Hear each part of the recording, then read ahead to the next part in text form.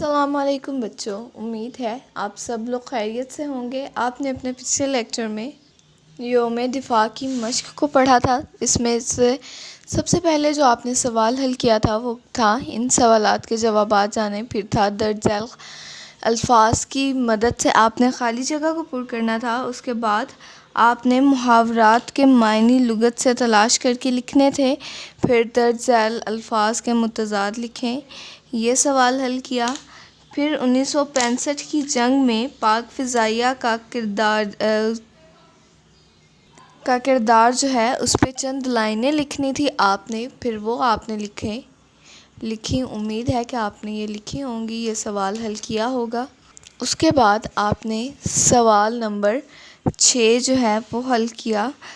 दुरुस्त जवाब पर टिक का निशान लगाए, फिर कॉलम अलिफ़ को कॉलम बे से मिलाएं, ये सवाल हल किया। फिर वाहिद जमा लिखें और अलिफ़ बे की तरतीब से अल्फाज को तरतीब से लिखना था, हरूफ तहजी की तरतीब से लिखना था, ये सवाल हल किया।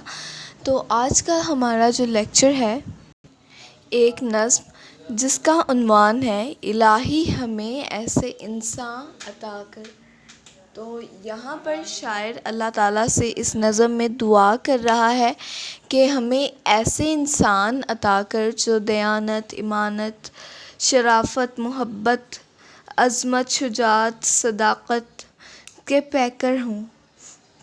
उनमें ये तमाम खूबियाँ भरी हुई हों, जो दूसरों से मोहब्बत करना जानते हों, जो दूसरों की इज़्ज़त करना जानते हों और दूसरों के दिलों पर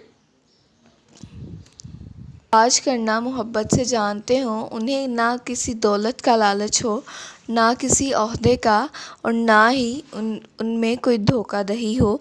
वो सिर्फ़ मोहब्बत करते हों इंसानों से, अपने फ़र्ज़ से मोहब्बत हो उनको। हमें ऐसे इंसान अता कर, शायर अल्लाह ताला से ये दुआ कर रहा है। अब मैं एक दफ़ा आपके लिए नज़म पढ़ूँगी, फिर हम 2 अशार की तशरीह करेंगे और फिर हम इसकी मश्क की जानिब बढ़ेंगे, ठीक है। ये नज़म जो है वो असर सबाही ने लिखी है। तो दयानत, शराफ़त, मोहब्बत के पैकर, सदाकत, अज़ीमत, शुजाअत के पैकर। तो यहाँ पर सबसे पहले ये कह रहा है शायर कि जो जिनमें दयानत हो, जिनमें शराफ़त हो, मोहब्बत हो, सच्चाई हो और अज़म, उनका इरादा जो है वो पक्का हो, पुख्ता हो, और जिनमें बहादुरी की कोई मिसाल ना मिलती हो। इलाही हमें ऐसे इंसान अता कर, निगाहें ना धुंधलाएं दौरे हवस से, दिलों के चमन पाक हों खाक खस से।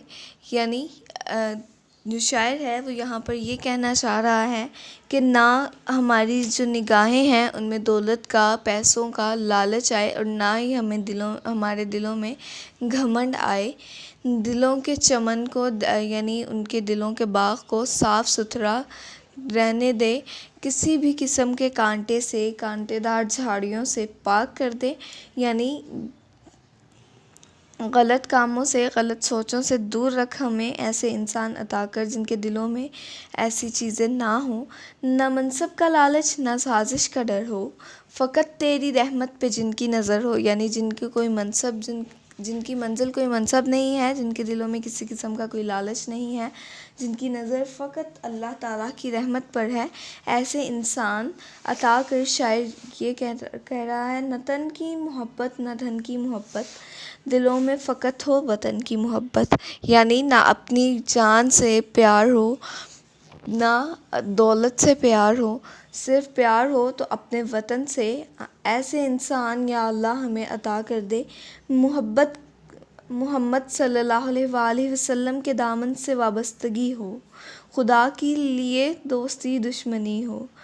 इलाही हमें ऐसे इंसान अता कर, यानी जो अपने लिए ना दोस्ती करें ना दुश्मनी करें किसी से। हमें ऐसे इंसान अता कर हज़रत मोहम्मद सल्लल्लाहु अलैहि वसल्लम के दीन से वाबस्तगी हो और उसको कायम और दायम रखने के लिए अपनी जान की बाजी लगा दे। इलाही हमें ऐसे इंसान अता कर। तो नज़म में शायर पहले शेर में ये कहना चाह रहा है, दयानत, शराफ़त, मोहब्बत के पैकर, सदात। इसकी अगर हम तशरीह करते हैं तो हम कैसे करेंगे कि इस नज़म में जो शायर है वो कहना चाह रहा है, अल्लाह से दुआ गो है कि ऐ अल्लाह हमें ऐसे इंसान अता कर जिनमें दयानत, मोहब्बत, शराफत का आला नमूना हो, जो हमें ऐसे लोग अता कर जिनके कौलो फ़ेल में सदाकत पाई जाए, यानी सच्ची बात पाई जाए, सदाकत पाई जाए, और वो दयानतदार और सच बोलना उनका काम हो, सच्चे और दयानतदार लोग हों। शायर कह रहा है कि हमें ऐसे लोगों का साथ अता हो जिनमें बहादुरी, मोहब्बत और इज़्ज़त सब कुछ शामिल हो, और अपने मुल्क में इन ऐसे नेक लोगों के ख्वाहिशमंद है शायर। और इसी तरह दूसरे शेर में ये कहना चाह रहा है कि ऐसे लोग अता कर या अल्लाह हमें जिनके दिलों में ना हवस है, सिर्फ़ मोहब्बत है अपने वतन के लिए, अपने चमन के लिए। लालच से दूर रहें, वो हवस से दूर रहें, और हमेशा अपने वतन को कायम और दायम रखने के लिए कोशिशें करते रहें। इनके दिलों को नफ़रत से पाक कर, ऐसे लोग जिनके दिल नफ़रत से पाक हों और अपने चमन को, अपने वतन को हर किस्म के जो है मुसीबत से वो दूर रखना चाहें, हमें ऐसे लोग अता कर। अब हम इसकी मश्क की जानिब बढ़ते हैं। तो सबसे पहला सवाल है, इन सवालात के जवाबात दें। तो पहला सवाल है, वतन से मोहब्बत करने वाले को क्या कहते हैं? वतन से मोहब्बत करने वाले को मुहिब्बे वतन कहा जाता है, यानी वतन की मोहब्बत रखने वाला। वतन में बार बार दोहराए जाने वाले मिसरे में कुल कितनी हरूफ हैं? बार बार दोहराए जाने वाला मिसरा एक ही है, इलाही हमें ऐसे इंसान अता कर। तो इस जुमले में 6 हरूफ हैं, ठीक है।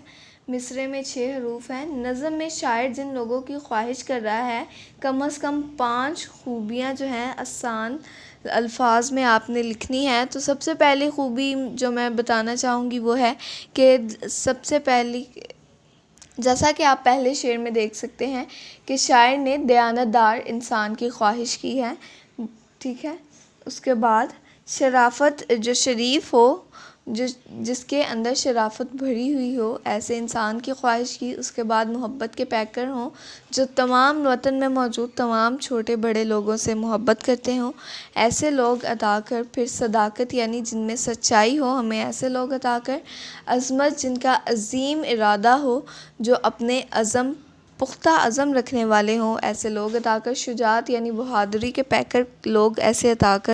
उसके बाद इन अल्फाज के जुमले बनाने हैं जिससे इनके मायने वाज़े हो जाएं। तो ये सवाल आप ख़ुद हल करेंगे। सवाल नंबर 3 है, दुरुस्त जवाब पर आपने टिक का निशान लगाना है। तो उम्मीद है कि आपने ये जो नज़्म अभी पढ़ी है, इसको पढ़कर आप इस काबिल हो गए हैं कि इनके जवाबात दें, ठीक है। तो दर्ज झैल अल्फाज के मुतज़ाद लिखें। बेटा, आप सब जानते हैं कि मुतज़ाद उलट अल्फाज को कहा जाता है। इंसान, हैवान, यहाँ मैं आपको लिए कुछ बयान कर दूँगी। इंसान, हैवान, रहमत, ज़हमत, दोस्ती, दुश्मनी, पाक, नापाक, खार कहते हैं कांटे को, यहाँ कहा जाएगा फूल, मोहब्बत, नफ़रत। चौथे बंद में शायर किस ख्वाहिश का इजहार कर रहा है? तो चौथे बंद में शायर कह रहा है कि ऐसे इंसान हमें अता कर जिनके दिलों में ना दौलत की मोहब्बत हो और ना ही उन्हें वतन के आगे उन्हें अपनी जान की परवाह हो। वो अपने वतन पर जान कुर्बान करने वाले हों, उन्हें किसी चीज़ की हवस ना हो, अपने वतन से मोहब्बत करते हों, वतन के लोगों से मोहब्बत करते हों। दर्ज झैल अल्फाज के 2 मुतरादिफ अल्फाज लिखने हैं, यानी ऐसे अल्फाज जिनके मायने सेम हों वो लिखने हैं। मोहब्बत, यानी मोहब्बत, प्यार, उल्फत, वतन, दौलत, पैसा, धन, दौलत, पैसा, अज़ीमत, इरादा या अज़म को कहेंगे, ठीक है। हवस, लालच या हिर्स को, मनसब जो है वो ओहदे या रुतबे को कहेंगे। दर्ज झैल जो शेर आपको ये जो दिया गया है, इसको आपने नसर की तौर पर लिखना है। नसर आपको पता है कि इसको हम सीधा करके 1-2 जुमलों में अगर हम मुकम्मल करेंगे तो वो नसर कहलाएगी। मोहम्मद सल्लल्लाहु अलैहि वसल्लम के दामन से वाबस्तगी हो, खुदा के लिए दोस्ती दुश्मनी हो।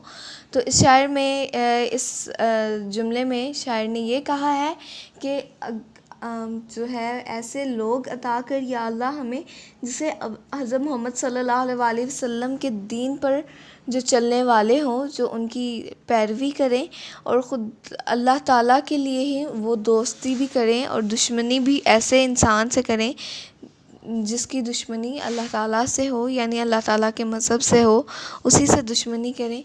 तो मुज़क्कर और मुअन्नस का ख़्याल रखते हुए दज्जाल आपने जुमले दुरुस्त करें। मैंने टिकट ख़रीदी नहीं आएगा, मैंने टिकट ख़रीदा आएगा। ठीक है। उसका नाक पतला है, तो नाक जो है मुअन्नस के तौर पर इस्तेमाल की जाती है, तो आप इसीलिए लिखेंगे उसकी नाक पतली है। तो दही खट्टी है, दही जो है वो मुज़क्कर के तौर पर इस्तेमाल किया जाता है, दही खट्टा है। मैंने ख्वाब देखी, तो मैंने ख्वाब देखा, ख्वाब जो है वो मुज़क्कर के तौर पर इस्तेमाल होता है। बाग में हरा हरा घास है, हरी हरी घास है, मुअन्नस के तौर पर हम घास को लेते हैं। तस्वीर पहचाने और इनके नाम लिखें। ये तस्वीर जो हैं ये मैंने आपके लिए इनके नाम लिख दिए हैं। पहली तस्वीर पे शमसुद्दीन बादशाह हैं, ठीक है। दूसरी तस्वीर पे टीपू सुल्तान बादशाह हैं। उसके बाद बाबर हैं। उसके बाद देखें मेजर अज़ीज़ भट्टी हैं, ये जो है हवालदार लालक जान हैं और राशिद मिन्हाज हैं। इन सिपाहियों ने मुल्क के लिए अपनी जान को निछावर कर दिया। यहाँ पर सवाल नंबर 10 है, मिसाल के मुताबिक इन अल्फाज के मायने कौन से मायने से मिलाना है, और ये जो दी गई यहाँ पर जगह है, यहाँ पर खुशखत करके लिखना है। तो देखते हैं ये चंद अल्फाज। पैकर, पैकर यानी सूरत, तो यहाँ आप लिखेंगे, उन्होंने लिख दिया है पैकर का मतलब है सूरत। ठीक है। तो इसी तरह नीचे दिया गया है शुजात, शुजात का मतलब है बहादुरी। इसी तरह आप यहाँ लिख देंगे शुजात और बहादुरी।